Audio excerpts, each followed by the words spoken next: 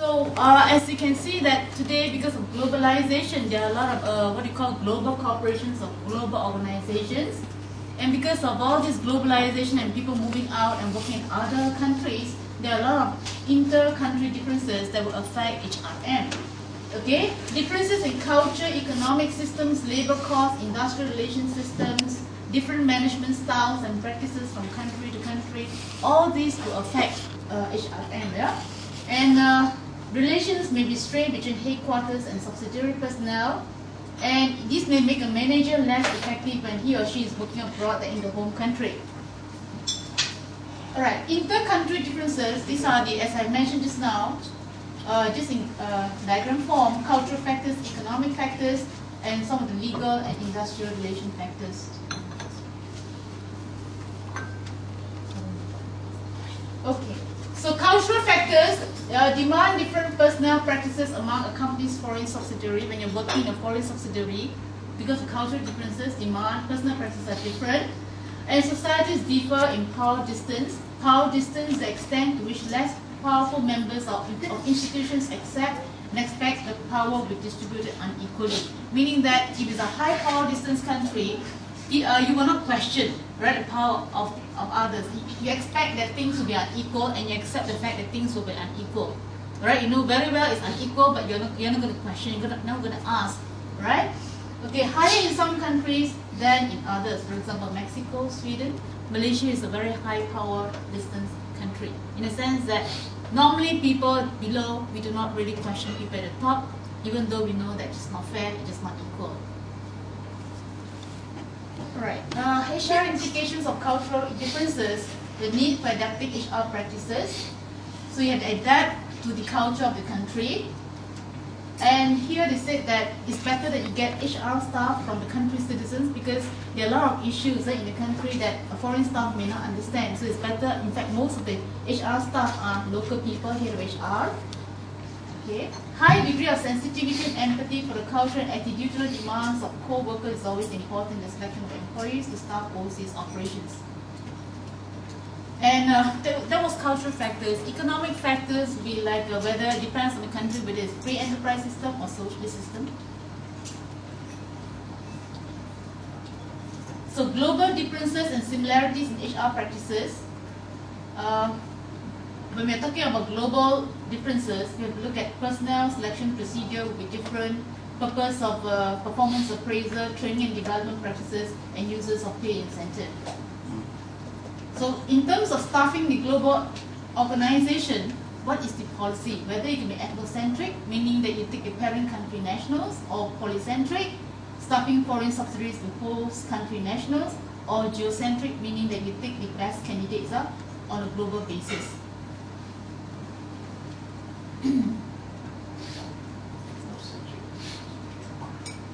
Alright, why expatriate assignments fail? Right, you may send somebody abroad, but sometimes these people do not fit in. And one of the main reasons why they do not fit in is not because of incompetence, but one of the major reasons is inability of spouse to adjust. Look at the first one over here. Inability of spouse to adjust. This is one of the major problems of why they cannot fit in. Of course, there are other reasons like inability to cope with overseas responsibilities, lack of cultural skills, family pressures, personal intention, and personality. So to help this expatriate assignment succeed, you must have realistic review, careful screening, improved orientation, culture and language training, improved benefits package. So when selecting expatriate managers, you have adaptability screening, right? Whether the person is will be able to adapt. Just like one of our students, he'll be going to America to work there for 1.5 years. And before he goes over, they send him over to have a look at the place of the family, right? Whether they can fit in or not. Then overseas assignment inventory, and also realistic reviews. Orientation and training employees on international assignment. Orientation and training is very important, even though there's no systematic selection and training for assignment overseas. But whoever might be going to work abroad, like Mr. Sundar working here, I'm sure he has to understand the cultural differences, right? The attitudes, how attitudes are formed and how they influence behavior. factual knowledge about the target country. You're going to come to Malaysia to work, you have to find out more about Malaysia. Go in another country, you find out more about another country before you go there. And also language. Yeah? So these are some of the trends in expatriate training. I think I will not go through with you. Right? Rotating assignments, management development centers, classroom programs, continuing in-house cross-cultural training, use of returning managers as resources to cultivate the global mindset, and software, internet for cross-cultural training. And when you staff, when you have expatriates or you send your people abroad, how are you going to compensate them? Right? In most countries, in most companies, what they do is that they will pay the difference, right? Look at the third bullet, the employer pays any differences, such as any additional income tax or housing expenses, right? So, for example, you're in Malaysia, you're sent to Japan to work, alright? Your cost of living over there is higher, so they pay you the difference of what you might get here. And of course, for some international assignments, you give them some incentives such as a foreign service premium, hardship allowances, mobility premium. Hardship allowances if you are sent to a very remote place, right? Life is tough there, they pay allowance. Also, another challenge is that how would you appraise these expatriate managers, right? Who is going to appraise and how are you going to appraise these managers? Okay, that is about staffing, about global, global organization, meaning that a lot of, with globalization and setting up companies abroad and so on, and sending people over, how are you going to manage that is an issue, right? Besides that, there is also terrorism, safety, and global HR. Okay, so what would you do? What will happen if there's kidnapping?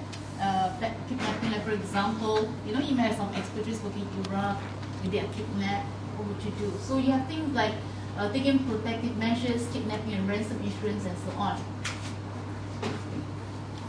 And then repatriation problems and solution. After working in a country for a period of time, right, they may find it difficult to go back to the country, right? I do have some friends working in Malaysia. Mr. Sundar is one of them. He has been here for a number of years. When he goes back to India, maybe he will not be able to adapt easily. So how you have to train these people again how to adapt. Right? For example, even for myself, I was in Japan for a long time. When I first came back, I couldn't adapt myself. Right? But after some time, you get used to life here, and then slowly you fit in. Otherwise, if you don't give them some sort of training to make them fit in when they go back, it's going to be a problem. It will, of course, affect their work. Right, another issue is sexual harassment. Right? Sexual harassment, there are different types of sexual harassment. Harassment on the basis of sex that has the purpose or effect of substantially interfering with a person's work performance or creating an intimidating, hostile, offensive work environment. Okay, another definition is unwelcome sexual advances, requests for sexual favors, another verbal or physical contact of sexual nature. Right, is another issue, and these are some of the forms of sexual harassment. Right, exchange of sexual favors for job benefits, hostile environment created by the supervisors, hostile environment created by co-workers or non-employees. All these classified as sexual harassment. This is a research carried out by University in Malaya in 2005, I think. So, look here, one of the highest one is staring, the third bullet from top, gender harassment, staring, leering, again, right, 31.8. And then remarks for your body or sexual activities. Unwanted sexual attention down there, okay, see 21.6% continue to ask for dates, drinks, and dinner. So all this constitutes sexual harassment, right? So be very careful, you guys, and also not only guys, it can be the other way around also, right? Okay. But in Malaysia, people are not so aware of such things, so conscious of such things. Even though it happens to them, no legal actions can be taken against them. But in a more advanced country, legal actions can be taken. So what can employers do? Well, you can have explicit policy, efforts to sensitize all supervisory and non-supervisory employees of sexual harassment, and then you have effective internal complaints procedures, right? But even though we have all these procedures, sometimes people do not bother to really, go through the procedure. And then as an individual, what can you do? You can have a verbal request to the harasser, and the harasser's boss to stop the harassment. This is one possibility. Write a letter to the accused, right, and report the unwelcome conduct, or you can consult a lawyer about suing the harasser. Okay. Alright, besides that, we also have discrimination. Discrimination is also one issue, the emerging issue. And these are some forms of discrimination. And when we look at discrimination, normally we look at unequal treatment, predatory treatment, and so on. Right, another emerging issue is managing change. Right, Dr. Bala talked about change just now, right? So, according to Bateman and Snell, for effective organizational change, the organization moves from current state to some future state that is better. Functioning of the organization, the future state meets expectations. Right? Transition does not involve excessive cost to the organization and also to the organizational members. And change is inevitable. Right? And how would you go about it? So, people are the key to successful change. Entire organization should be involved. We have to motivate people to keep changing in response to new challenges. Right? And one of the major challenges today is globalization and technological advancement or technology advancement. Huh? So people definitely will resist change if they could not see the better side of change. Right? So you have to motivate them to embrace change. And you, as a manager, you have to understand why people resist change. The reasons for change: inertia. People are very happy with the current state. They do not want to disturb the status quo. People often resist change because of poor timing. The time is not right to change. People are surprised. They do not expect the change. So, but resistance relents if people can foresee that the change is coming up. Peer pressure. Sometimes work teams resist new ideas. So you are also forced to resist new ideas. Self-interest, lack of understanding, and also different assessments. So this is a general model for managing resistance, stages of change. We have what we call the unfreezing stage, and then the moving stage, and the refreezing stage. Unfreezing stage, you break from the old ways of doing things. Moving stage, institute change, and then reinforcing, supporting new ways. Right? Just a piece of ice, a cube of ice, right?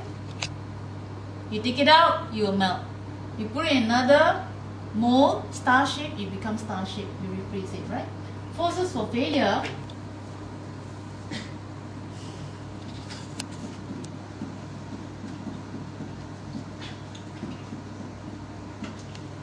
Alright, first you unfreeze. Unfreeze meaning that you're doing something wrong, but you did it well. For example, smoking is not good, but you're a great smoker, you're a good smoker, right? So once you unfreeze, meaning that you do the right thing, you do not smoke anymore, you try not to smoke, you're doing right, okay, but you do not do it properly, you do it done poorly, in the sense that sometimes you cannot resist smoking, you still smoke, right? But after some time, you go up to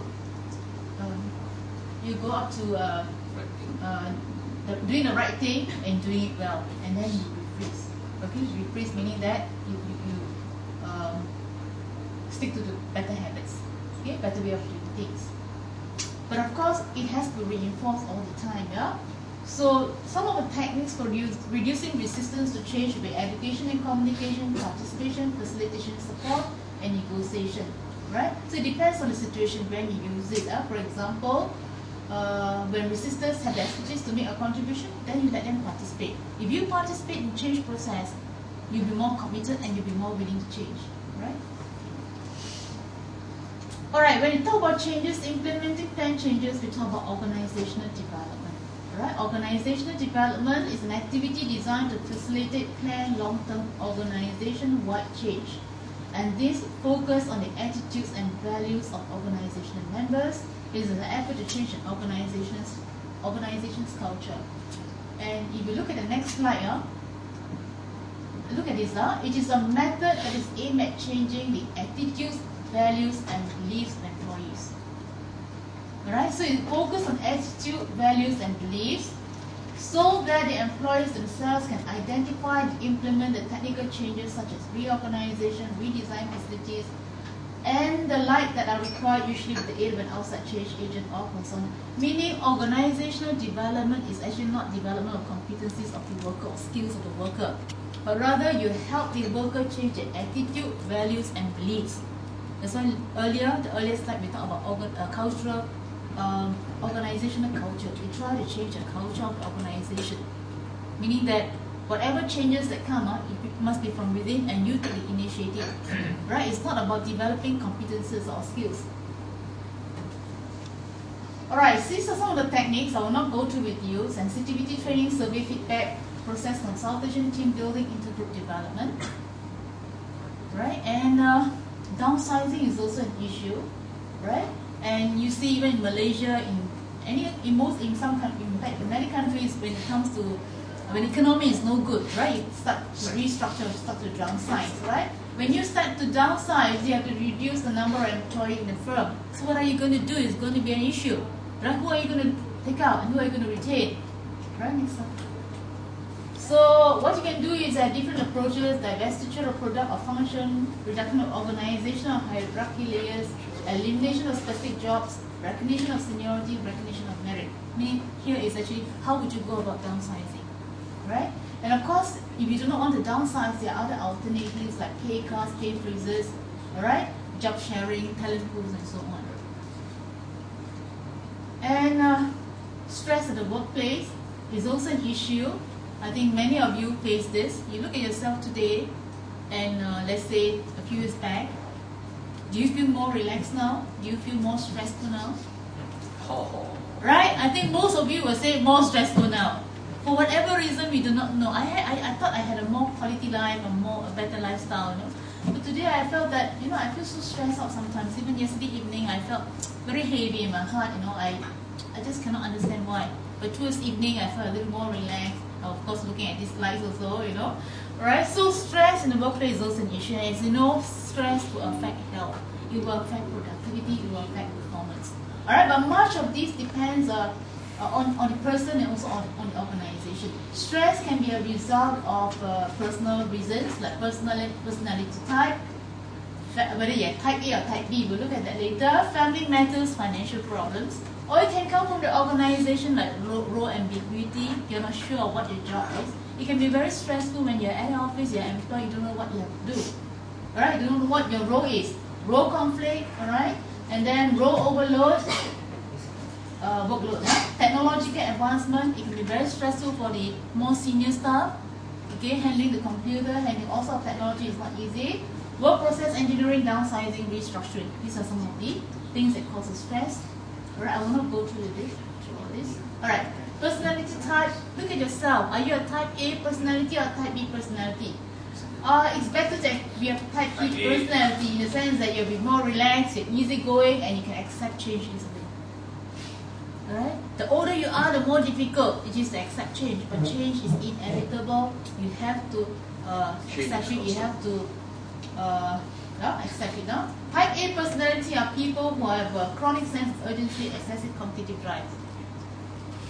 Okay, so sometimes I just wonder, why do you want to be so competitive? Why is it so important to go up? At the expense of your health, at the expense of your friendship, and so on. Yeah. Next slide.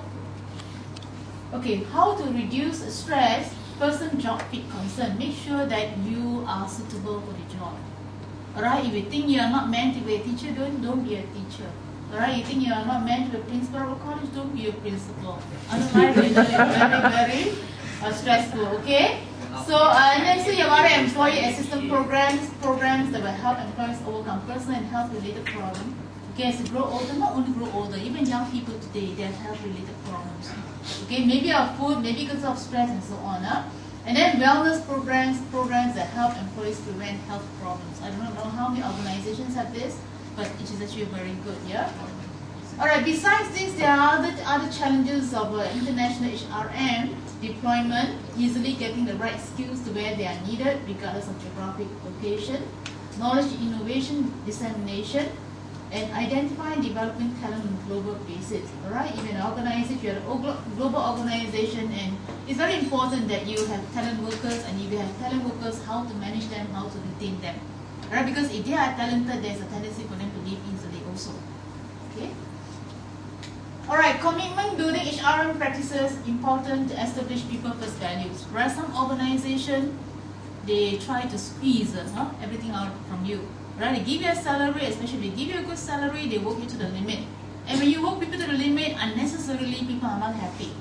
Alright? So when you're not happy, people will not perform well, people will leave. Guaranteed fair treatment is very important. Unfortunately, as I mentioned earlier, Malaysia is a high power distance country. We don't expect fair treatment at times. Okay? Use value-based hiring, provide for employee security, assess the rewards package to July employees.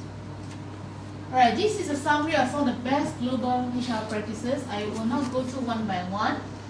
Okay, work within existing local systems, create a strong corporate culture. Corporate culture is very important. Okay, the culture in the organization is very important. A global network for system development, treat local people as equal partners in system development, assess common elements across geographies, focus on what to measure and allow flexibility in how to measure, allow for local additions beyond core elements, differentiate when necessary, train local people to make good decisions, communicate, and dedicate resources for global HR efforts. Know or have access to someone who knows the legal requirements in each country. Don't try to do everything the same way everywhere. Yield to every claim that we are different, make them prove it. Force the global system on local people, and so on. Alright? So these are some of the global HR practices. That's all. Thank you.